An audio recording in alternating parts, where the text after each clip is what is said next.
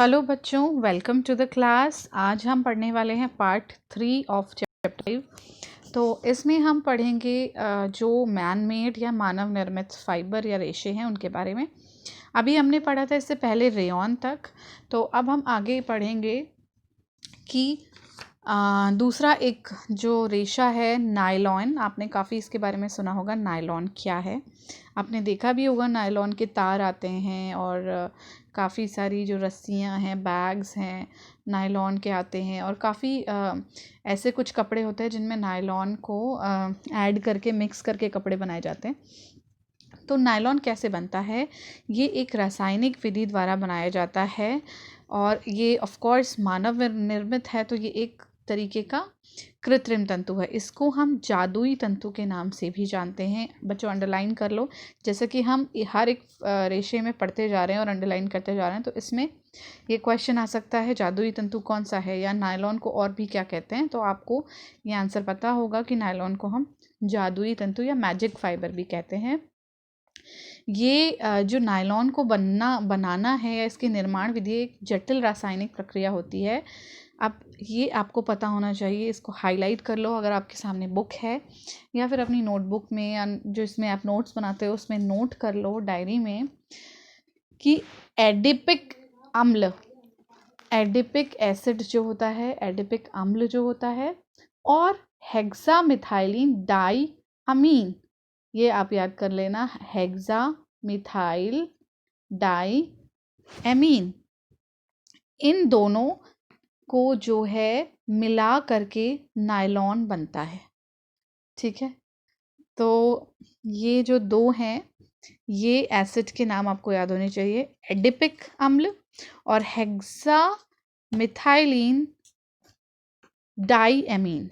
ठीक है बच्चों, यहाँ पर मैं आपको अभी एक चीज़ जो मिस्टेक है वो दिखाना चाहूँगी। यहाँ पे देखो, आप हेक्सामिथाइलिन एमीन लिखा होता है, तो यहाँ पे हेक्सामिथाइलिन डाई एमीन कर देना आप। डाई एमीन का मतलब है दो अमीन के एमीन है यहाँ पे। तो ये चीज़ आपको पता होनी चाहिए किससे मिलकर के नायलॉन बनता है। एडिपिक, ठीक है, एडिपिक है और एच, ठीक है, ई और एच, यानी ई से एडिपिक अम्ल और एच से हेक्सामिथाइलिन डाई एमीन, यानी HMDA। तो ये दोनों से मिलकर के ये जो नायलॉन है वो बनता है। ये पिघला के जब ये लवण मिश्रण तैयार हो जाता है इस लवण का, तो इसको पिघला कर एक पंप के अंदर हम डालते हैं। वो पूरा लिक्विड जो होता है, पिघला हुआ जो लिक्विड होता है, और इसको छोटे छोटे स्पिनरेट के छिद्र होते हैं वहाँ से निकालते हैं। तो बहुत महीन महीन लंबे तंतु उसमें से स्पिनरेट के जो छिद्र होते हैं उनसे निकलते हैं, और फिर इनको फटाफट से तेज़ हवा के संपर्क में लाया जाता है। तेज़ हवा फेंकी जाती है और ये एकदम से सूख जाते हैं, और इन जो तंतु होते हैं या रेशे होते हैं इनमें ऐंठन आ जाती है, तो वो फाइबर नायलॉन का जो है वो बन जाता है। ठीक है, ये बिल्कुल एक तरीके से धागे के रूप में बाहर निकलते हैं। तो जैसे कि अम्ल को मिलाकर बनाया गया है, तो इसीलिए ये कृत्रिम है। दूसरा बच्चों, क्योंकि ये रासायनिक प्रक्रिया से बने हैं, तो इसमें काफ़ी सारे अलग अलग तरीके के गुण होते हैं। एक सबसे पहली बात कि ये एक ताप सुनम्य रेशा है, यानी थर्मोप्लास्टिक रेशा है, यानी जब भी आप चाहो तो इसे गर्म करके मुलायम बना सकते हो। आपने देखा होगा कोई भी नायलॉन का रेशा है तो वो आप उसको अगर प्रेस करोगे या थोड़ी सी भी हीट दोगे तो वो गल जाता है। ठीक है, आपने मैं इसके उदाहरण आपको कुछ बताती हूँ। तार हो गए, ब्रश, बेल्ट, आपने जो कपड़े धोने वाला ब्रश देखा होगा उसके ऊपर जो रेशे होते हैं वो भी यही होते हैं। बॉटल वाले ब्रश, किसी भी प्रकार के कोई ब्रश जो होते हैं उनमें यही नायलॉन का उपयोग होता है। कंघी, बर्तन, टायर, तार, शीटें, ये सारे बनाने के लिए इनका उपयोग किया जाता है। तो नायलॉन की जो हौजरी और मोज़े हैं वो बहुत ज़्यादा फेमस है वर्ल्ड में। तो अब हम इनके गुण के बारे में पढ़ते हैं, या विशेषताएं भी आप इन्हें कह सकते हो। गुण और विशेषताएं एक ही हैं। तो अगर आपसे एग्जाम में क्वेश्चन पूछा जाता है कि गुण बताइए किसी भी रेशे का, या फिर ये पूछा जाता है तो विशेषताएं बताइए, तो वो दोनों एक ही है, उसका आंसर सेम होगा। तो सबसे पहले हम पढ़ेंगे भौतिक गुण। भौतिक गुण में सबसे पहला बच्चों आता है रचना। आपके सामने बुक है तो आप उसमें से ये चीज़ समझते रहिए, क्योंकि ये एक प्रेजेंटेशन है तो इसमें केवल पॉइंट्स दिए गए हैं, केवल जो है शॉर्ट में बनाया गया है। मैं आगे इसको आपको डिटेल में समझाती हूँ एक एक चीज़। तो सबसे पहले भौतिक गुण में आता है रचना। तो हम, जैसा मैंने आपको बताया, ये एक ताप सुनामी यानी कि थर्मोप्लास्टिक रासायनिक रेशा है। इसके जो तंतु हैं वो चमकदार, सीधे, एकदम चिकने और गोलाकार होते हैं। दूसरा है लंबाई। तो इसकी लंबाई जो है वो अपने हिसाब से नियंत्रित की जा सकती है। आप वो स्पिनरेट के जो छिद्र होते हैं उनमें से ये जो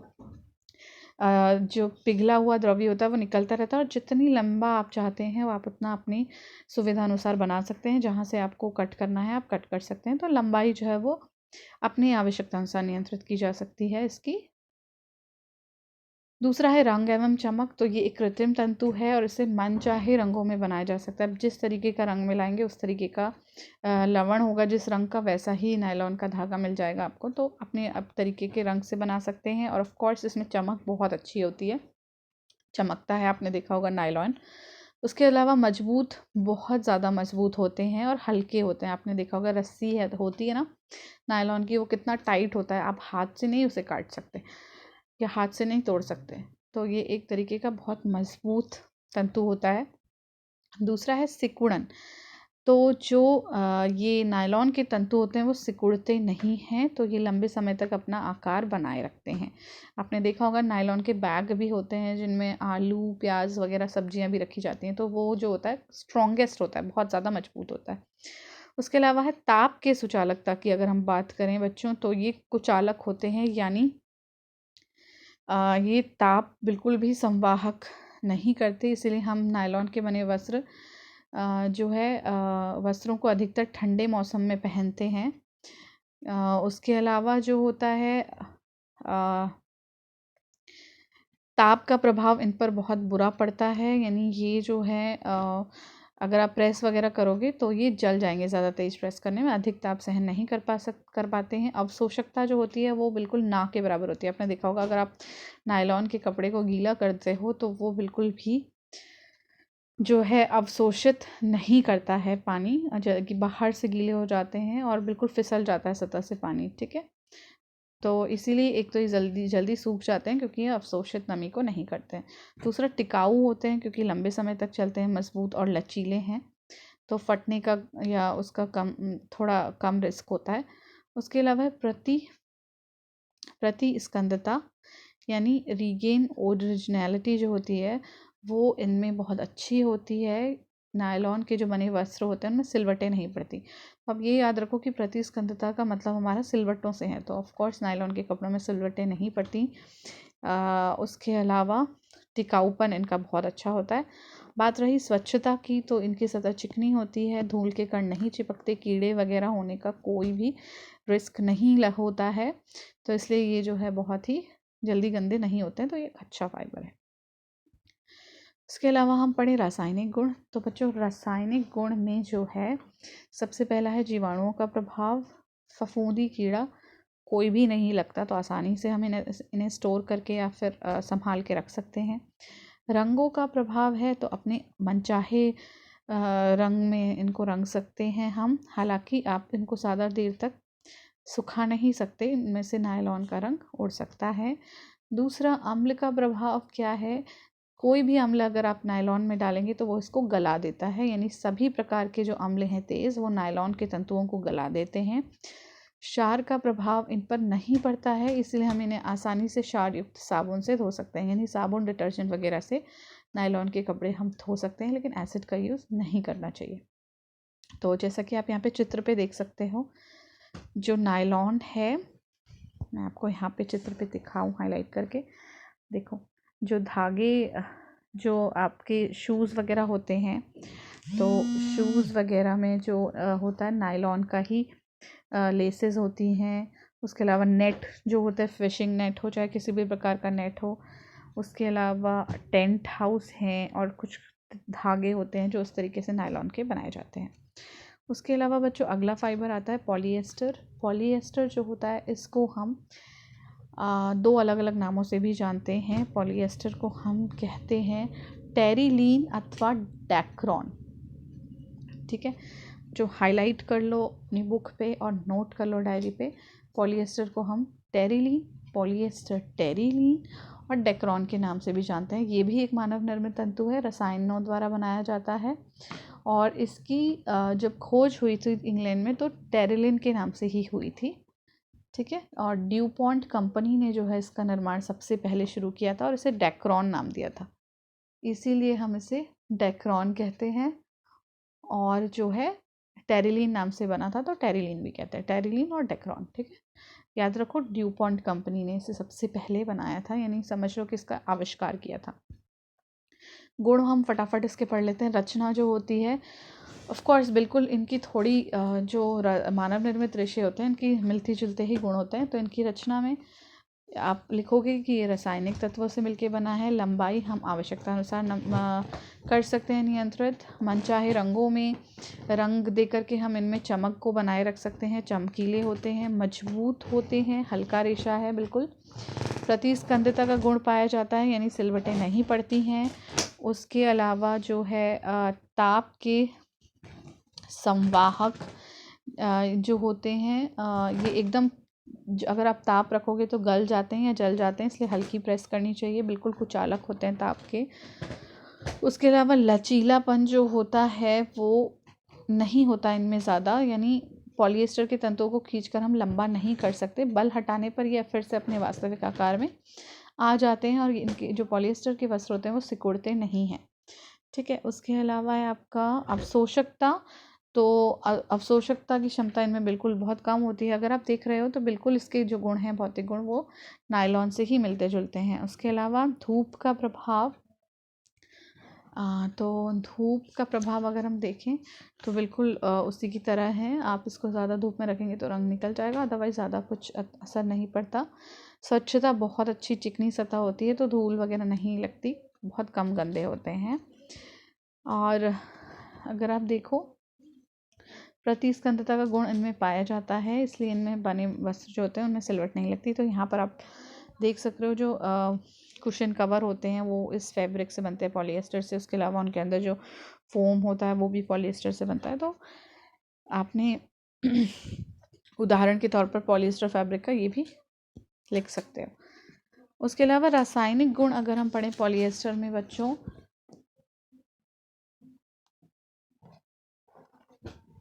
शुद्ध पॉलिएस्टर के वस्त्रों पर कीड़ों और फफूंदी का प्रभाव नहीं पड़ता, आसानी से इनको रखा जा सकता है। रंगों का प्रभाव अपने आसान मन चाहे रंगों में आसानी से रंगा जाता है इन पॉलिएस्टर को। अम्ल का प्रभाव अगर हम देखें तो अगर आप एसिड डालते हो पॉलिएस्टर पे अम्ल तो वो ख़राब हो जाता है।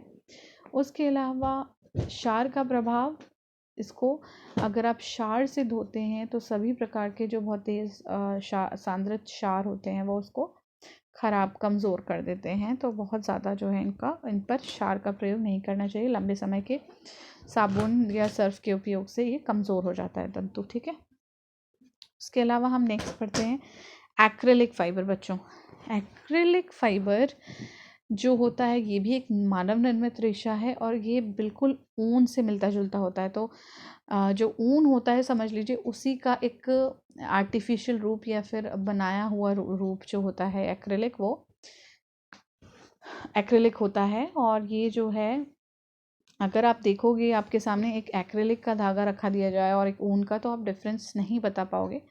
इसको हम सामान्यतः कैशमिलॉन भी कहते हैं। अपने मार्केट में अगर जाके कैशमिलॉन का कपड़ा मांगोगे तो दुकानदार आपको कैशमिलॉन का कपड़ा दे देगा और आप खुद उसे देख के पहचान सकते हो। ठीक है, उसके अलावा ये इसीलिए बनाया गया क्योंकि बहुत महंगा पड़ता था और हम बहुत सारे डिमांड है कस्टमर की जाड़ों सर्दियों के दिन में। तो एक्रिलिक जो है वो एक सस्ता विकल्प है एज़ कम्पेयर टू ऊन की अपेक्षा। ठीक है, इसके गुण में इसमें क्या गुण होते हैं? सबसे पहली बात, इनकी लंबाई अच्छी है। इनको जो है आवश्यकता के अनुसार, जैसे ऊन है उसको हम उतना शेप नहीं दे सकते क्योंकि वो कमज़ोर होता है, एकदम टूट जाता है, तो उससे डिज़ाइन बनाना काफ़ी कठिन होता है। तो इस धागे से हम डिज़ाइन बना सकते हैं, चमक बना सकते हैं। जैसे आपने देखा ऊन काफ़ी बहुत चमकदार नहीं होता है, डिपेंड करता है। तो जो चमकदार ऊन होते हैं वो काफ़ी महंगे होते हैं। तो एक्रेलिक जो है वो आसानी से उसको लहरदार और चमकीला बनाया जा सकता है। एक्रेलिक बहुत अधिक मजबूत नहीं होता, लेकिन ऊन के कंपैरिजन में थोड़ा सा मजबूत होता है। उसके अलावा जो है इसमें सुनम्यता होती है, और बच्चों के जो कपड़े, कंबल, वस्त्र वगैरह होते हैं वो इससे बनाए जाते हैं। ठीक है, एक्रेलिक फाइबर का आप यहाँ पे पिक्चर में बगल में देख सकते हो किस तरीके का होता है एक्रेलिक। उसके अलावा बच्चों एक बहुत ही इंपॉर्टेंट रेशा एक और होता है, उसे हम कहते हैं इलास्टोमेरिक रेशा।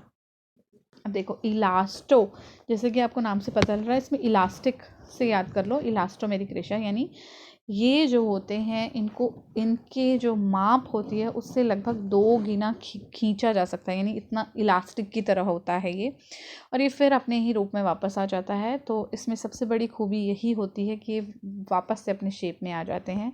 इसका उदाहरण मैं अगर आपको बताऊं तो रबड़, स्पैंडेक्स, लायक्रा, जो आप लेगिंग्स वगैरह पहनते हो, तो उनमें जो है इन रेशों का उपयोग किया जाता है। तो ये इसका सबसे अच्छा उदाहरण है।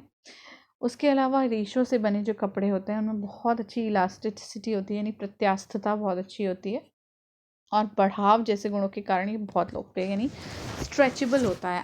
आपने देखा होगा ना, दुकानदार आपको दिखाता है स्ट्रेचेबल है, यानी पतले को भी फिट आ जाएगा, मोटे को भी फिट आ जाएगा। तो वो एक स्ट्रेचेबल फील होता है, वो इसी रेशे की वजह से होता है। ठीक है, तो ये सारे अभी तक जो हमने पढ़े वो थे आर्टिफिशियल या फिर मानव निर्मित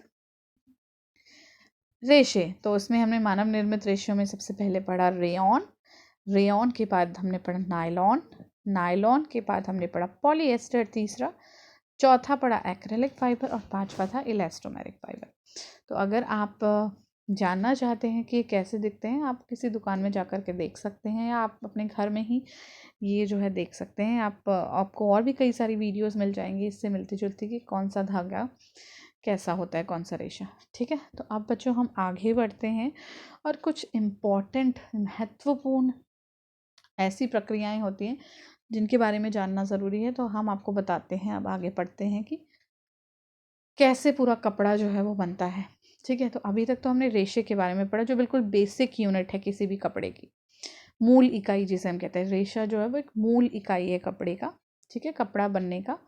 तो सबसे पहले रेशा होता है, रेशे का वर्गीकरण हमने पढ़ा, कितने प्रकार का होता है ये हमने पढ़ा। अब रेशे को जब हम जोड़ते हैं या गूंथते हैं तो हमें मिलता है यान। यान मतलब सूत, जिसको आप धागा भी कहते हो।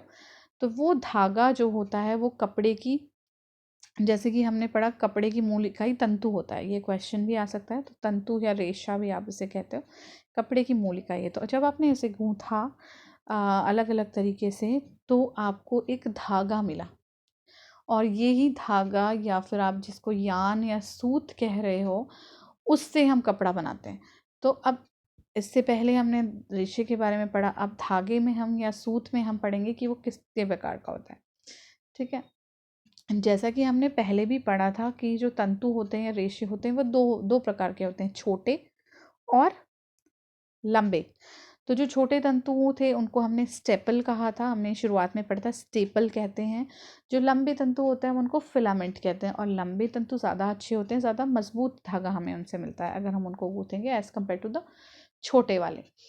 तो जब हम तंतुओं का समूह बनाते हैं, उन्हें गूँथते हैं ऐंठन देने पर, हमें एक धागा मिल जाता है या यार्न मिल जाता है। ठीक है, तो जो गूँथने की प्रक्रिया होती है तंतुओं को, वो कुछ अलग अलग प्रकार की होती है। ठीक है, तो सबसे पहले हम पढ़ेंगे सूत प्रसंस्करण के बारे में, यानी सूत प्रसंस्करण मतलब धागा जो है वो कैसे बनता है। तो सबसे पहले बच्चों, जब धागा बनता है, स्टेपल जो रेशों से कताई होती है या स्पिनिंग होती है रेशों की, तो हमें जो होता है रेशे से सूत मिल जाता है। तो इसमें क्या क्या प्रोसेस आती है, सबसे पहले आता है क्लीनिंग, यानी जो आपके रेशे थे आप उनकी सफाई करते हो। जैसे कपास वगैरह है, सिल्क वगैरह, उनमें बीज और पत्तियां वगैरह होती हैं, तो उनको अलग करना होता है। हमें बिल्कुल प्योर रेशा चाहिए होता है, तो हम इन सारे जो भी रेशे हमें मिलते हैं उनकी सफाई करते हैं। ठीक है, रेशों को अलग कर दिया जाता है, लैप्स में परिवर्तित किया जाता है, यानी लूज जो फाइबर होते हैं उनमें परिवर्तित कर दिया जाता है। दूसरा होता है पूनी बनाना। पूनी बनाना मतलब मेकिंग इनटू अ सिल्वर।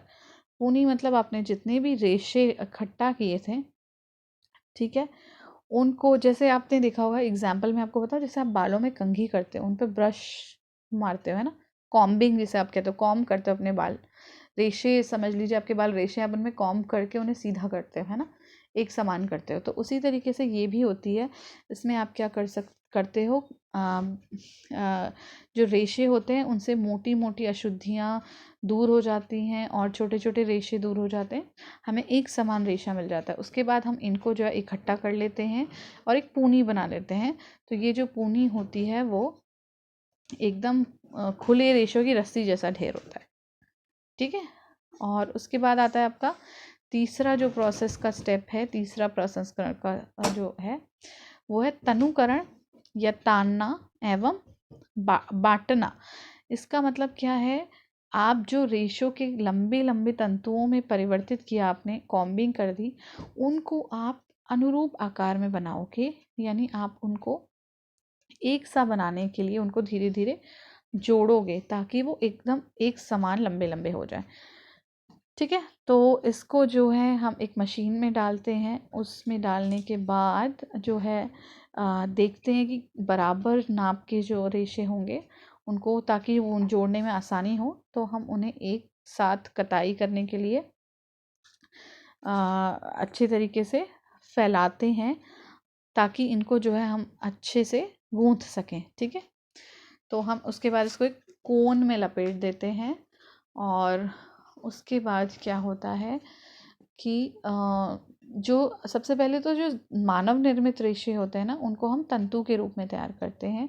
तो उन्हें हम गूंथते हैं और जिससे मनचाहे आकार में आप उनको जो है गूंथ के धागा बना सकते हो, अपना जो भी डिज़ाइन है। ठीक है, तो ये जो 3 स्टेप्स थे ये हमने पढ़े आपका सूत के, यानी यार्न जो हमारा धागा बना उसके प्रसंस्करण में। ठीक है, तो अगर आप यहाँ पर पिक्चर में भी देख सकते हो किस तरीके से जो है रेशे थे उनको जोड़ा गया, उसके बाद मशीन के थ्रू पास करके लास्ट में एक कोन में लपेट दिया गया धागे को। ठीक है, रेशे से धागा बना दिया गया। उसके बाद है कुछ शब्द होते हैं जो जानना बहुत ज़रूरी है बच्चों, टर्मिनोलॉजी या फिर शब्दावली जो यार्न से रिलेटेड होती है, धागों से रिलेटेड। उसमें सबसे पहला आता है सूत संख्या। देखो, सूत संख्या से हमारा मतलब है कि सूत अगर हमें अच्छी गुणवत्ता का है, ठीक है, अच्छी गुणवत्ता और लंबाई में, देखो जैसे मैंने आपको पहले समझाया कि जितना लंबा सूत होगा, जितने अच्छे रेशे होंगे लंबे, मजबूत धागा बनेगा, यानी उतना ही अच्छा धागा, क्वालिटी जो है धागे की गुणवत्ता उतनी ही अच्छी होगी।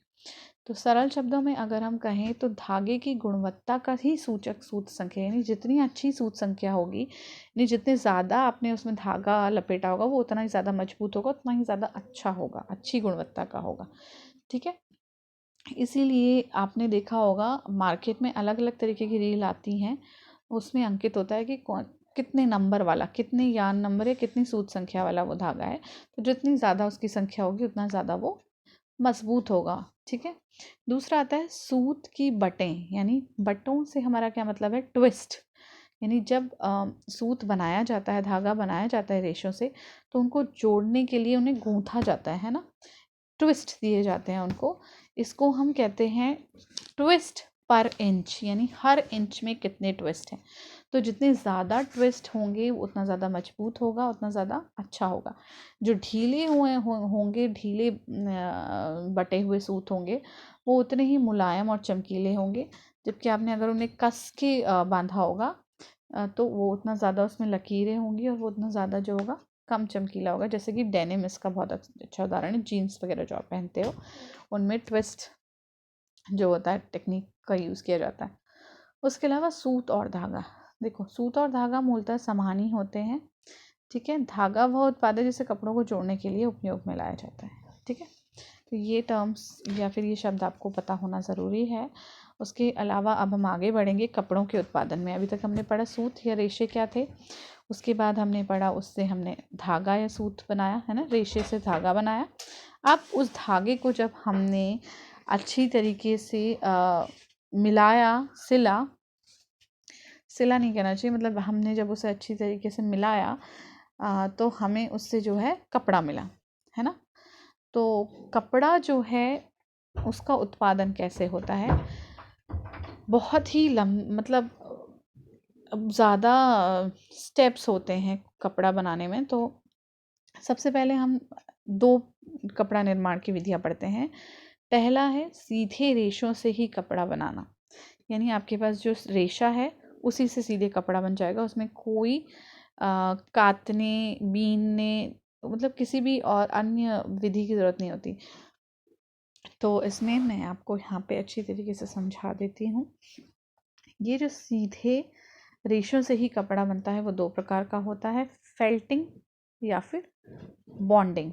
ठीक है, फेल्ट या बॉन्ड, या फेल्टिंग करते हैं या फिर बॉन्डिंग करते हैं। ठीक है, ये सीधे रेशे से हमने कपड़ा बना दिया।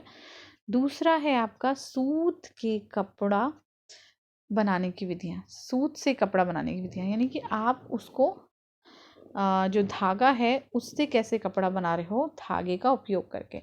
तो इसके उदाहरण में सबसे पहला उदाहरण जो मैं आपको बताती हूँ वो है वीविंग। वीविंग यानी बुनाई। ठीक है, बुनाई से हमारा मतलब है हम अलग अलग धागे लेकर के उनको एक मशीन में जो है मिला करके एक कपड़ा तैयार करते हैं। ठीक है, जैसे आपने देखा होगा जो भी आप कपड़ा अगर फट जाता है तो उसमें काफ़ी सारी लेयर्स होती हैं धागे की। तो धागे को जब हम अच्छी तरीके से एक के ऊपर एक काटते हैं, हमें कहना चाहिए, तो हमें एक जो है वीविंग करते हैं तो हमें एक कपड़ा मिलता है। दूसरा इसका सबसे अच्छा उदाहरण देखो, ऊन की बिनाई। यानी ऊन एक क्या है, सूत है या धागा है, आपने उसको क्या किया, बिना। लंबा सा आपके पास धागा है, आप उसे बिनते हो ना, एक के ऊपर एक बिनते हो और उससे एक लंबा कपड़ा बनता चला जाता है। तो जैसे आपने देखा होगा, आप कोई स्वेटर वगैरह उधारते हो तो वो एकदम लंबा धागा खींचा चला जाता है लंबाई में, है ना। तो वो जो है हमने अच्छी तरीके से ऊन को जब या धागे को हमने बांधा, काटा, है ना, तो उस सूत से जो कपड़ा बना वो उसका दूसरा उदाहरण है निटिंग या बुनाई। तीसरा है ब्रेडिंग, गूंथ के बनाया हमने उसे। उसके अलावा है नेट्स या जाल, इसमें क्या होता है, लूज दूरी पे धागों का उपयोग होता है, और लेसेस। ठीक है, तो ये इसके उदाहरण हैं। तो कपड़ा निर्माण की जो होती है वो 2 प्रकार की विधियाँ हैं। उसके बाद जैसे हम चित्र में पढ़ते हैं, अब यहाँ चित्र में अगर देखो, सामने आपके चित्र में देखो दिखाया गया है कि कपड़ा कैसे बनाया जाता है सीधे रेशों से। तो सबसे पहला उदाहरण फेल्टिंग। यहाँ पे आप देख सकते हो इस चित्र में क्या कर रहे हैं, वो एक जो रेशे होते हैं उनको एक साथ चिपका दे रहे हैं, और इनको चिपका के उसको सिल नहीं रहे हैं, उसको वो गूंथ नहीं रहे हैं, कुछ भी नहीं कर रहे हैं, केवल धागे वाले जो रेशे थे छोटे छोटे उनको चिपका दिया और एक हमें कपड़ा मिल गया। इसको हम नॉन वोवन फैब्रिक भी कहते हैं क्योंकि हम इनमें वीविंग नहीं करते। ठीक है, यानी बिना बुनाई के हम उसे बनाते हैं सीधे रेशों से। तो इसका सबसे अच्छा उदाहरण है फेल्ट्स, नमदा, यानी नीचे बिछाने वाले कुछ कारपेट्स होते हैं जिनको आपने देखा होगा, उनको सिलाई नहीं की जाती, उनको केवल एक सतह पर चिपका दिया जाता है छोटे छोटे रेशों को, स्टेपल्स को, है ना। स्टेपल्स मतलब छोटे तंतुओं को, छोटे रेशों को। तो ये है आपका एक उदाहरण फेल्टिंग का। उसके अलावा दूसरा आता है बच्चों, फेल्टिंग में ही आप अगर अपनी किताब में देखोगे तो आपको डिटेल में बताया गया है कि फेल्ट का कपड़ा कैसे बनाया जाता है। बेसिकली ऊन से बनता है और सर्दियों में यूज़ होता है। उसके अलावा है बच्चों बॉन्डिंग। बॉन्डिंग क्या होता है, बॉन्डिंग में सबसे पहले एक जो तरल पदार्थ या चिपकाने वाला पदार्थ, फेविकॉल टाइप आप ले लो, उसको डाला जाता है। उसके ऊपर जो है